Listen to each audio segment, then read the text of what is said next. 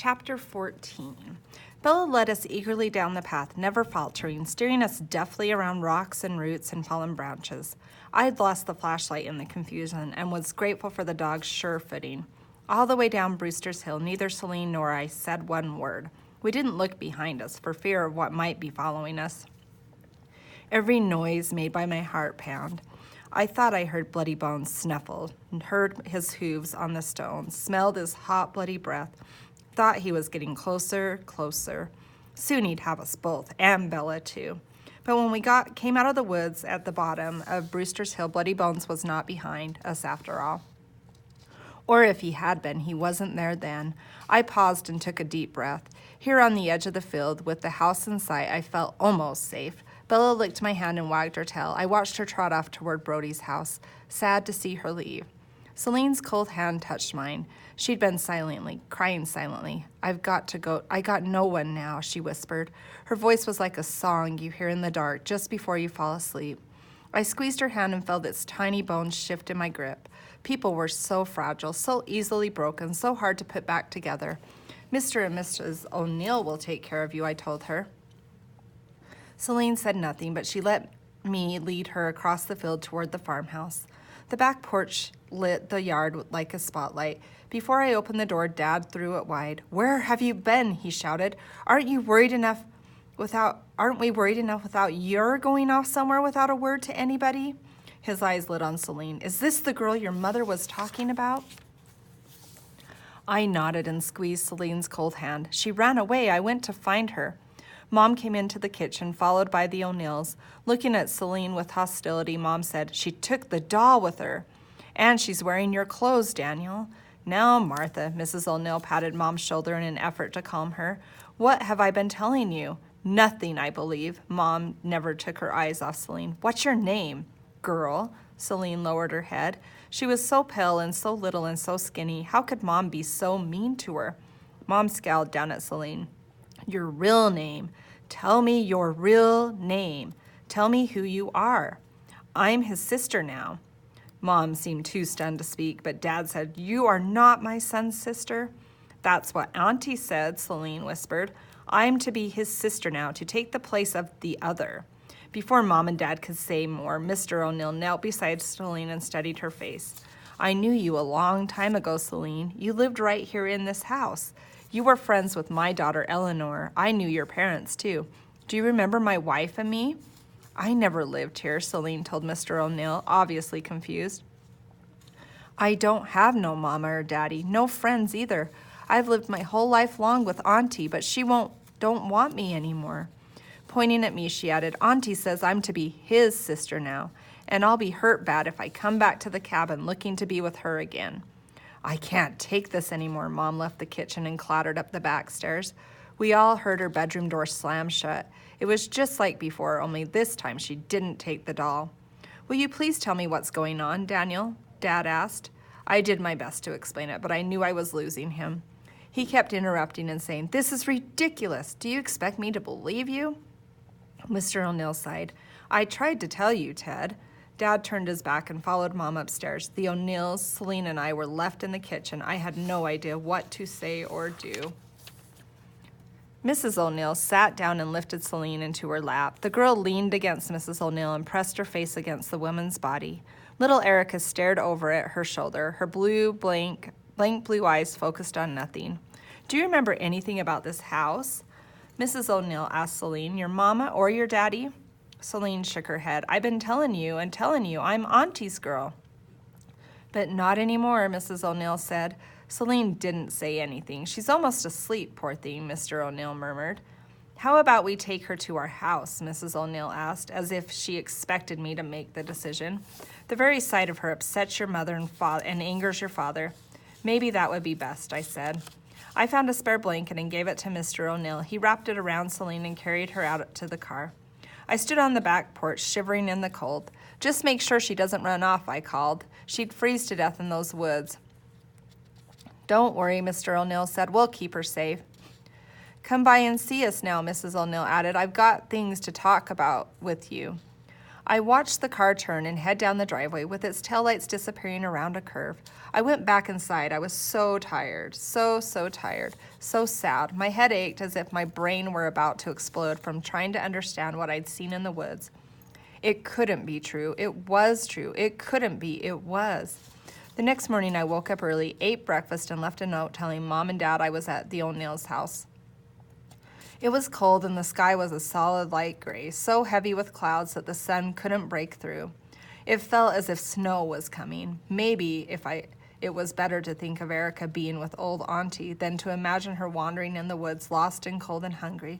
I saw Brody at the end of our driveway. He was wearing his suede jacket and a pair of filthy pink tennis shoes and with holes in the toes. Bella was with him, trotting along the edge of the road and sniffing in the weeds. When she saw me, she ran up and wagged her tail. "Did you go to the cabin?" Brody asked. "Was Celine there?" I looked up from petting Bella and nodded. She swore Erica was inside, but all I saw were ruins, looking just like they always have. "Did you see old Auntie?" I was never so scared in my whole life. She's, I couldn't say any more for fear of somehow bringing her to me. Wiping his nose on the sleeve of his jacket, Brody stared at me. "What did she do? What did she say?" "She told me to take Celine home. She said she's my sister now." "That girl don't want to be your sister," Brody spat on the ground. "She wants to be with Auntie, but Auntie says that if Celine comes near the cabin, she'll sick bloody bones on her." Brody's eyes widened. "Did you see him?" I stared off in the woods and tried not to think about what I'd seen. "He's horrible, just like you said." "Did he chase you?" "No, he stood there and looked at us, and then old Auntie whistled for him." Brody sucked in his cheek and let his breath out in a puff of air. "You must be really brave or really stupid. I'm not sure which, but I'm glad you brung my dog home safe." With Bella between us, we stood on the edge of the road for a while, staring at the trees. If we expected to see bloody bones or old Auntie. As if we expected to see bloody bones or old Auntie. A red-tailed hawk soared overhead, dark against the pale sky, and the wind picked up. It looked more like snow than ever. You could practically smell it in the wind. "Is Celine at your house?" Brody asked. I shook my head. "The O'Neills took her home with them last night. That's where I'm going. Can I come with you? I want to see that girl." He and I and the dog walked on down the road. Snow began falling. Bella snapped at the flakes, and Brody opened his mouth like a kid and caught snow on his tongue. Even though I was half crazy with worry about my sister, I did the same. I've always loved the way snow feels on my tongue. When we got to the O'Neill's house, the snow was at least half an inch deep, falling fast and thick now, making it hard to see. Trees blurred, fields blended in with the sky, and the house was no more than a faint outline against the smudge of woods behind it. Mrs. O'Neill opened the door wide and let us all in, even Bella, who immediately made herself at home in front of the fire. "You must be freezing," she said. Brody stopped in the living room doorway and stared at Celine, who was sitting on a couch beside Mr. O'Neill. A photo album lay open in his lap, but she seemed more interested in combing little Erica's hair than in looking at the pictures. She didn't appear to notice the dog, Brody, or me. "Get those wet shoes off, boys, and dry your feet by the fire," Mr. O'Neill said. "How's your father doing, Brody?" "About the same." Brody busied himself taking off his shoes and laying them carefully on the hearth. He'd already shed his jacket and hung it on the back of a wooden chair in the corner. "He ain't found a job yet." I put my hiking boots beside his worn-out tennis shoes. It always makes me feel guilty to have better stuff than other people. Something's wrong with a world that lets me have waterproof boots and someone else have tennis shoes with holes in the toes. Students, thank you for allowing me to interrupt really quick. We are not opening the Ox Gym for E-Time in between, after second lunch. Sorry about this. Science fair project in there. Get a listen to announcements. So we're not going to open the Ox Gym. It is a little chilly. If you're going to go outside, great. Remember, you can be in the gym, but we're not opening the Ox Gym. Thank you. Okay. I looked at Celine, but she kept her eyes on the doll. Mr. O'Neill nudged her. "Ain't you going to say hello to Daniel? You haven't met Brody before. He lives on the other side of your old home, just over the bridge." Without looking at either one of us, she shook her head. She wore a gray plaid dress and a dark green sweater. Her hair had been combed until it was free of tangles. If you didn't look too closely, she'd think Celine was a perfectly normal girl, maybe a little shy, but nothing out of the ordinary. When she finally raised her head and stared at us with those pale green eyes, you could see right away that she was different. Not normal at all, a wild child with wild ways. Brody actually took a step back when he saw her. Celine's pale, pointed face and her fierce eyes. For a moment I thought he was going to grab his jacket and shoes and leave, but he stayed where he was, wiping his nose and staring at the girl. Ignoring Brody's reaction to Celine, Mr. O'Neill motioned to us to join him. I'm showing Celine some pictures. Maybe you'd like to see them too. I sat beside him on the opposite side from Celine.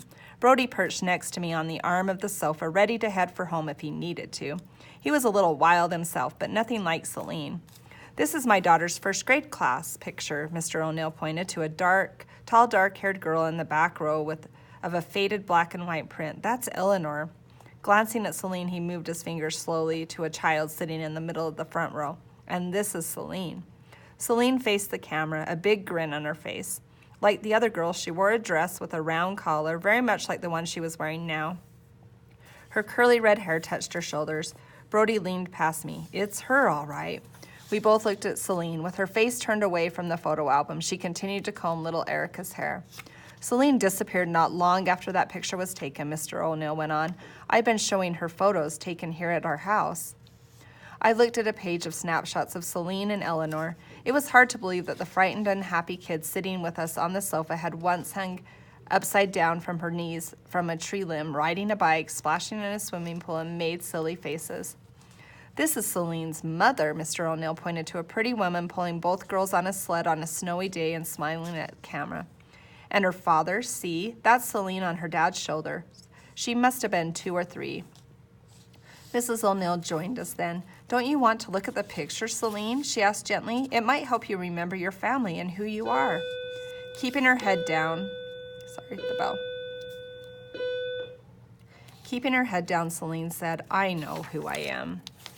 Then these were taken in Eleanor's 7th birthday party. Mr. O'Neill turned the page and moved the album closer to Celine, but he slid off the sofa and sat in the rocking chair by the fire. Mrs. O'Neill smiled. It was November. Hey, Stephen. It was November, but unseasonably warm, so the children played outside. Look, here's Celine. I still remember that pretty blue dress. She was so adorable and so happy. She paused a moment and turned to Brody. Look at this. It's your Uncle Silas. Brody leaned closer to stare at the skinny boy in the photo. Woo, he sure don't look like that now. Bald and fat. Got a scruffy old beard and spends most of his time down at the tavern on State Street. Here's your dad, see? Right there beside Silas.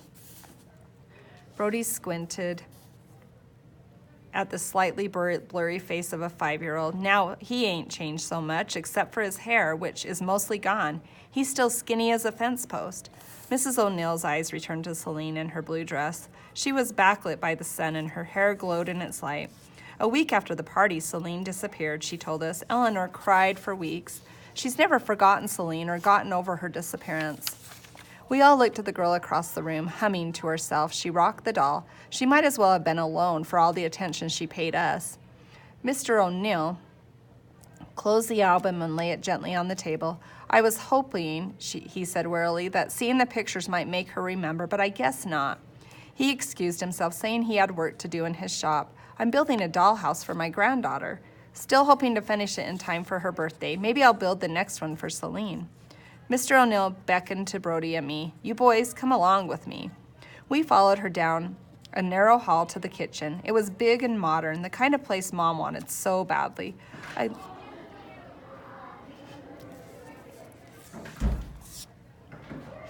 I looked through a sliding glass door to an outside deck.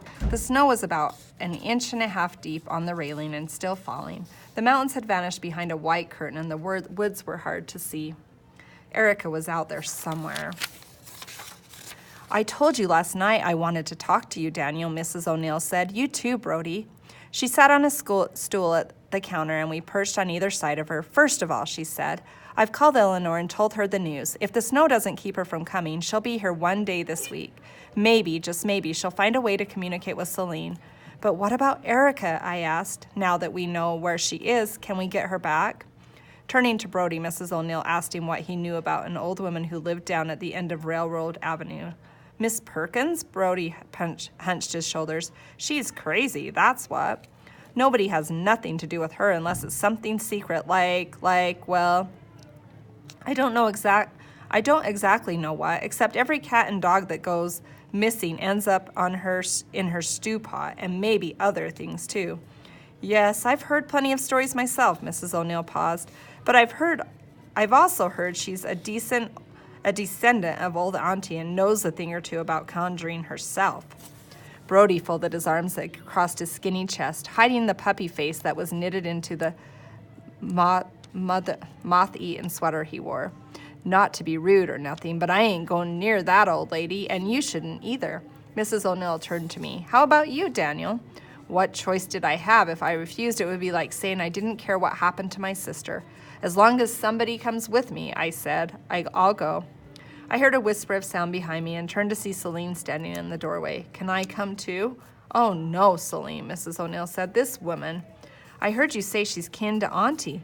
Maybe she can change me for the other girl and the new one she got to help her. Then everybody'd be happy. They all want the new one back and no one wants me. Mrs. O'Neill studied the girl's pale face. Oh, Celine, that's not true. Of course we want Erica back, but we don't want to lose you. You've got to take me to see her. You got to, Celine cried. She's my onlyest chance to see Auntie again. Maybe you should be there, Mrs. O'Neill said slowly. Maybe Miss Perkins should see you. Celine leaned against the doorframe, holding the doll tightly. She hummed to herself.